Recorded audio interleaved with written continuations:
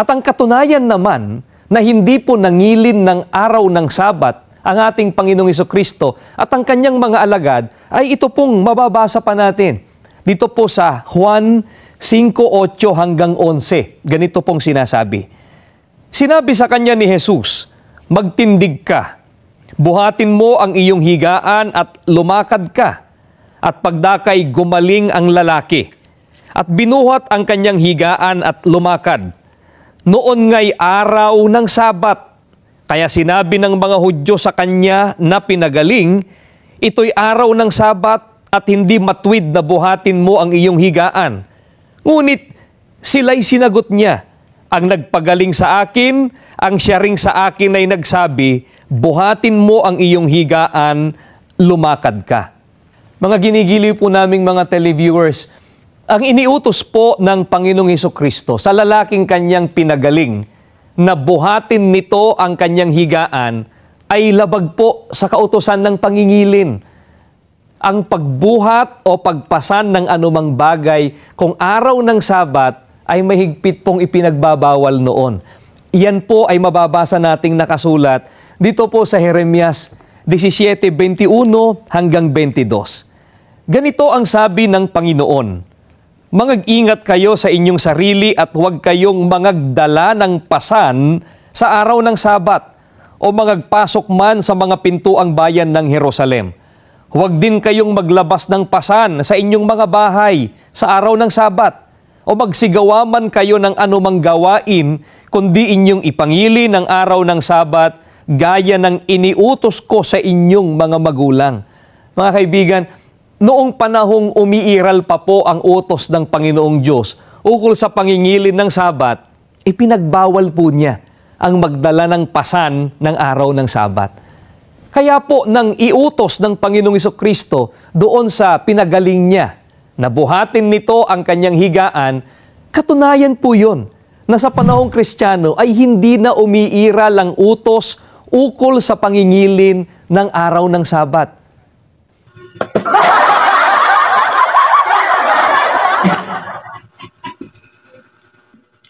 Nakita po natin, mga minamahal kong mga kaibigan, yung kanyang proposition.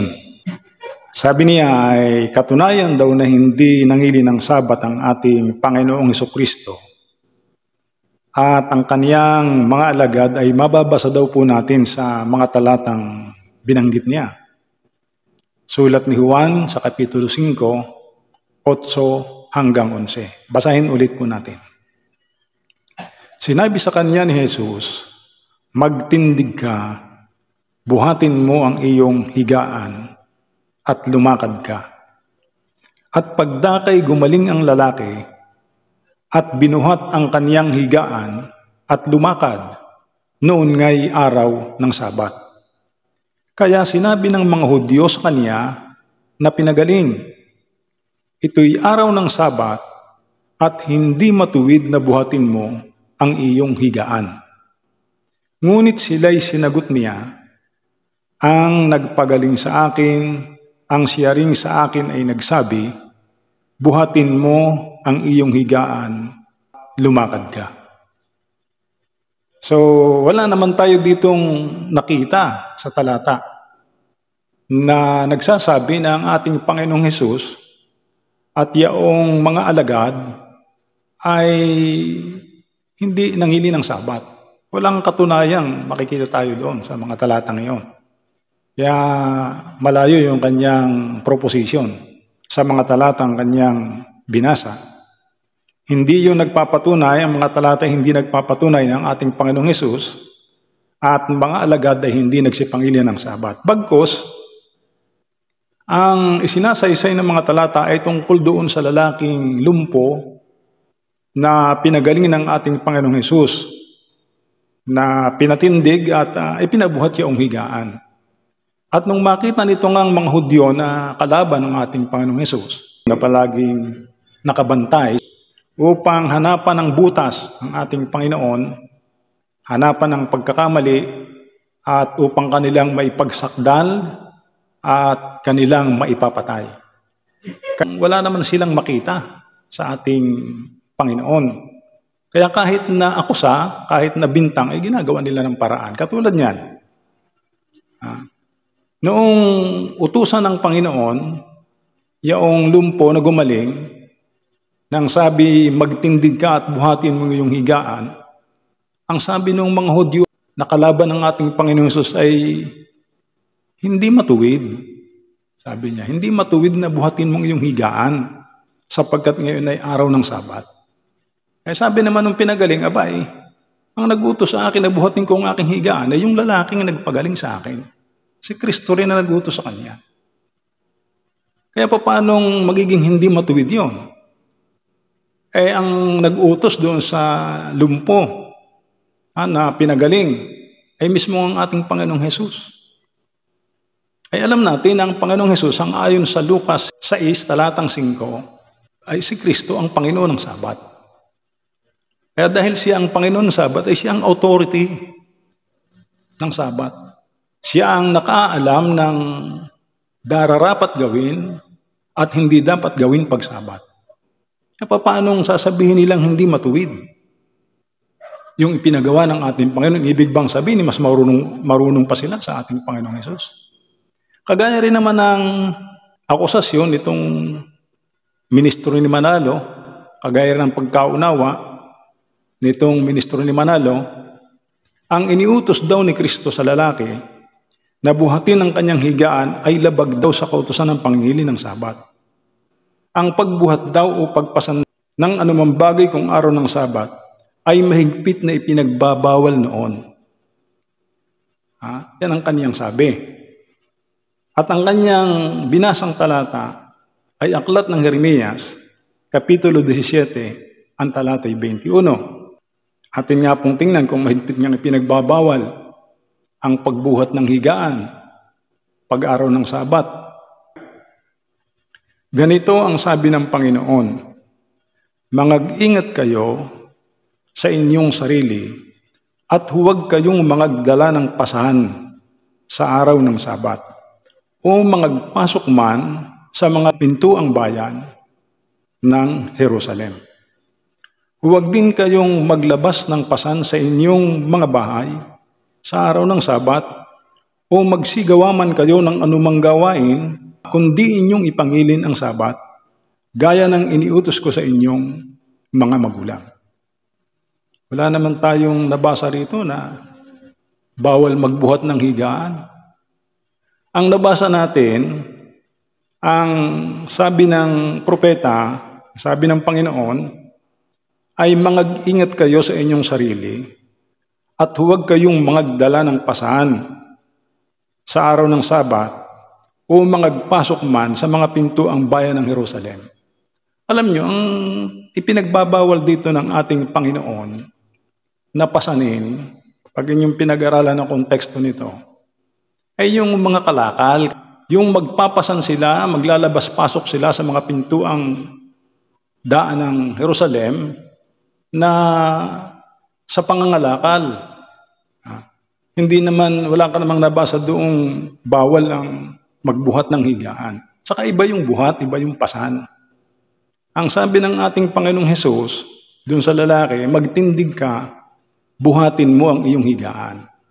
Dito naman sa Jeremias, ang ipinagbabawal ng ating Panginoon ay yung pagpasan. Alin ang bawal pasanin? Yung ikaw ay magdadala, maglalabas ka at magpapasok ng mga kalakal, kumbaga ikaw ay sabat na sabat ay nagninegosyo ka pa, nakikipagkalakalan ka pa. May naglalabas ng produkto, pasan-pasan, at may nagpapasok naman. Yun ang pinagbabawal ng ating Panginoon doon. Hindi naman yung pagbubuhat ng higaan. Wala kang mababasa doon na mahigpit na ipinagbabawal ang pagbubuhat ng higaan.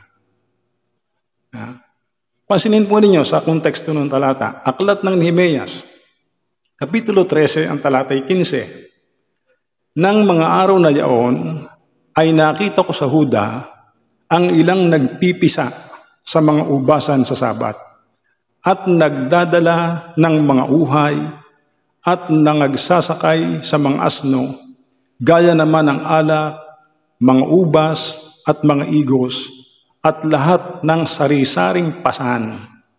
na kanilang ipinapasok sa Jerusalem sa araw ng Sabat, at ako'y nagpatotoo laban sa kanila sa kaarawan ng kanilang ipinagbibili ang mga pagkain. Dooy nagsisitahan naman ang mga taga-Tiro na nangagpapasok ng isda, ng sari-saring kalakal at nangagbibili sa Sabat sa mga anak ni Juda at sa Jerusalem. Nang magkagayoy nakipagtalo ko sa mga mahal na tao sa Juda. At sinabi ko sa kanila, anong masamang bagay itong inyong ginagawa at inyong nilalapastangan ang araw ng Sabat? Hindi ba nagsigawa ng ganito ang inyong mga magulang? At hindi ba nilala ng ating Diyos ang buong kasamaan na ito sa atin? At sa bayang ito, gayon may nangagdala pa kayo ng higit na pag-iinit sa Israel sa paglapastangan ng Sabat. Kaya kung inyong pag-aaralan ang ipinagbabawal ng ating Diyos, yaong pagpapasa ng mga kalakal, yung mga igos, mga alak, mga ubas, mga trigo, meron pang ang isda, yun ang bawal. Huwag kayong magpasan ng mga ganyang pasan. Huwag na kayong makipagkalakalan ng ibig sabihin ng ating Panginoong Diyos doon kapag araw ng Sabat. Kaya nga ang ginawa doon ng propeta Nehemias ay ipinasara niya yung pinto ang bayan ng Jerusalem sa buong panahon ng Sabat upang maiwasan yung pakikipagkalakalan ng mga Hudyo sa iba't ibang uri ng mga tao na naglalabas-masok sa bayan ng Jerusalem. Kaya ang konteksto ng talata na ipinagbabawal ay yung pagpapasa ng mga kalakal. Hindi naman bawal yung pagbuhat ng higaan. Ang Diyos ay Diyos ng kaayusan. Alam nga namang ang tagal ng panahong nakaratay doon yung lumpo ay pinagaling na ng ating Panginoong Hesus. Alam nga namang pabayaan pa doon yung higaan na nakakalat ay wala nang nakahiga, ay di makakaistorbo yun sa tao. Makakabayak pa yun doon. Ay palibhasa ay magaling na yung taong nakahiga doon, kaya naman niyang magbuhat na ng kanyang higaan, ay di utos na ng Panginoon, magtindig ka. Ikaw naman magaling na, buhatin mo na yung higaan para hindi na nakakaabala diyan. Ay 38 taon na yung nakaratay ka diyan, ay wala naman ngayong nakahiga, ay di buhatin mo na. Hindi yun paglabag. Hindi naman bawal ang magbuhat ng higaan. Ang mga Adventista, yan ay pagkabangon sa umaga, ay yan ay naayos, nililinis ang kanilang hinigaan. Kung halimbawa yung hinigaan yan ay folding bed, at doon siya tumulog sa sala, ay siyempre, bubuhatin niya yon, ipopold niya at ilalagay sa tabi, para hindi nakahambalang sa daanan. Ganun yun. Kaya nga nung siya magaling na, ang sabi ng Panginoon ay magtindig ka. At bilang pagpapakita sa mga tao na gumaling na nga yung lumpo, ay ipinabuhat na rin niya yung kanyang higa. At hindi sinabi ng ating Panginoong Hesus na yun ay labag. Walang paglabag doon. Yun ay mga bagay na, kumbagay sabi nga ng ating Panginoong Hesus ay lawful. It is lawful to do good on the Sabbath. At wala namang sinabi dyan sa mga talatang binanggit mo sa aklat ng Jeremias 17:21 na bawal yung pagbuhat ng higaan. Wala kang makikita doon, dinagdag mo lang yun. Binintangan mo yung ating Panginoong Hesus na yung iniutos niya ipaglabag sa araw ng Sabat, ay kita niyo yung kalalapastanganan ninyo yan. Mas marunong pa kayo sa ating Panginoong Jesucristo na siyang Panginoon ng Sabat. Ang pinaniwalaan mo ay yung maling kaisipan ng mga Hudyong laban sa ating Panginoong Jesucristo. Ay nung kaisipan ng mga Hudyo na yon. Sabi niya, ito'y araw ng Sabat at hindi matuwid na buhatin mo ang iyong higaan. Sino may sabing hindi matuwid na buhatin ang kanyang higaan? Kaya sabi noong lalaki, aba, kaya ang nag-utos sa akin, buhatin ko ang aking higaan, ay mismong yung nagpagaling sa akin. Ay sino yun? Kaya ang ating Panginoong Jesus, yun ang authority ng Sabat. O paano niyo sasabihin mali ang iniutos noon? It is lawful to do good on the Sabbath. Maging maayos, alam nga namang kahambalang yung hinigaan mo doon, wala nang humihiga. Yung mga Adventist pag pumupunta yan ng church at araw ng Sabat, marami yung buhat-buhat. May mga bagya na buhat-buhat, may ibang ipasan, yung mga anak na maliliit. May bit-bit yang, may buhat-buhat yang Biblia. Ibig mo sabihin, lumalabag ang mga Adventist dyan? Na pag Sabat mayroong buhat-buhat? Hindi. Ang ipinagbabawal buhatin at ipinagbabawal ng Diyos na pasanin pag Sabat ay yung mga kalakal, yung ikimangangalakal pa. Ay araw ng Sabat na. Mali yung iyong interpretation sa mga talata. Mali ang unawa, interpretasyon at aplikasyon ng mga ministrong ito ni Manalo sa mga talata ng banal na kasulatan. Na ginagawa pa nilang mabintangan, akusahan ng ating Panginoong Hesus. Pinalalabas nila na mas marunong sila kaysa sa ating Panginoong Hesus. Di ba kayo nangingilabot ng inyong pinagsasasabing yan? Inakusahan ninyo yung Panginoon ng Sabat. Mas marunong pa kayo sa ating Panginoong Hesus. Ang ating Panginoong Hesus ang higit na nakababatid, higit na nakaalam ng pwede at hindi pwedeng gawin pag-araw ng Sabat. Ng labag at hindi paglabag pag-araw ng Sabat. Kaya ang dulo nito at ang ating paniwalaan at unawain ay yaong mga turo at aral ng ating Panginoong Hesus. Ipinagpauna niya sabihin, I have not come to destroy the law. I am not come to abolish the law. Magaan pang mawala ang langit at ang lupa, ang isang tuldok o kudlit sa kautusan, sa anumang paraan ay hindi mawawala, hanggang sa maganap ang lahat ng mga bagay. At sabi pa niya sa talatang 19, dapat ituro sa mga tao na ganapin ang kautusan ng Diyos. Lagi naman sasabihin ninyo ay wala na. Kaya nga inutusan na niyang buhatin ng higaan. Hindi ganoon ang pag-interpret doon at pag-unawa. Existido at umiiral ang ikaapat na utos ng Diyos na pangingilin ng ikapitong araw na Sabat. At yung pag-uutos niya doon sa lalaking pinagaling na buhatin ang kanyang higaan ay hindi paglabag. Ang ginawa ng ating Panginoon na pagpapagaling sa mga may sakit, pagtulong sa nangangailangan ay hindi pagsira, hindi pag-abolish sa araw ng Sabat, kundi, ang sabi niya, it is lawful. Pag sinabing lawful, pagsunod.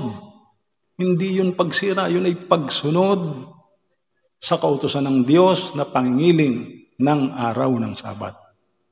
Walang anumang talata sa Biblia na nagsasabing ang utos ng Diyos na pangingilin ng ikapitong araw na Sabat ay inabolis na o pinawi na o sinira na o nilabag ng ating Panginoong Hesus.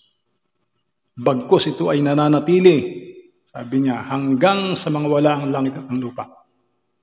Magaan pang mawala yan, ay hindi mawawala isang tuldok o isang kudlit sa kanyang kautusan. Maliwanag ang turo ng ating Panginoong Hesus. Kaya yung inyong interpretation dito sa Kapitulo 5,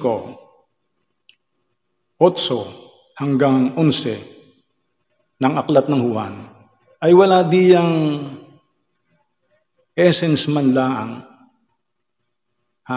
wala diyang sinasabi o wala diyang itinuturo na ang ating Panginoong Hesus at ang mga alagad ay hindi nangili ng Sabat. Walang ganoon, mali yung sinasabi doon. Yun ay bunga lang ng maling kaisipan nitong mga ministro ni Manalong ito. sa kawalan ng unawa sa mga talata ng Biblia, ay pati ang ating Panginoong Hesus ay inakusahan ng paglabag. Talagang mas magaling pa sila sa ating Panginoong Hesus, ay malaking paglapastangan. So sana naunawaan natin, kahit po inyong pag-aralan pabalik-balik yung mga talatang binanggit niya, ay wala doong essence man lang, wala man lang diwa, na doon ay sinasabi ng ating Panginoong Hesus at ang mga alagad ay hindi nagsipangili ng Sabat na kagaya ng ipinahayag niya. Again, God bless po sa ating lahat.